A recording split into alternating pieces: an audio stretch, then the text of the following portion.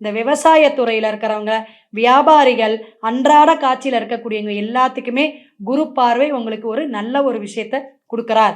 தனத்தை ஃபஸ்ட்டு கொடுக்கக்கூடியவங்க, தனத்துக்கு அதிபதியே குரு பகவான் தானே. அதனால அவங்களுக்கு பணவரவை அதிகமாக கொடுக்கக்கூடிய காலகட்டங்கள் இந்த ஆண்டு. குருனால உங்களுக்கு ரொம்ப மோசம் இல்லை அப்படிங்கிறத பார்த்துக்கலாம்.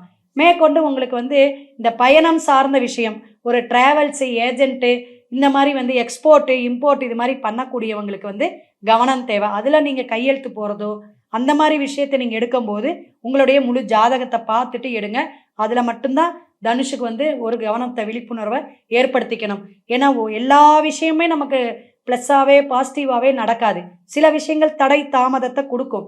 அது எந்த விஷயங்கிறத உங்களுடைய ஜாதக கட்டத்தை பார்த்துக்கணும். அதே போல் தனுசு ராசி நேயர்கள் இந்த கோயில் சார்ந்து, யாத்திரை சார்ந்து, ஏதாவது வேண்டுதல் பிரார்த்தனை, பாத யாத்திரையே போகிறேன் அப்படிங்கிறவங்கள இந்த வருஷம் அது கரெக்ட்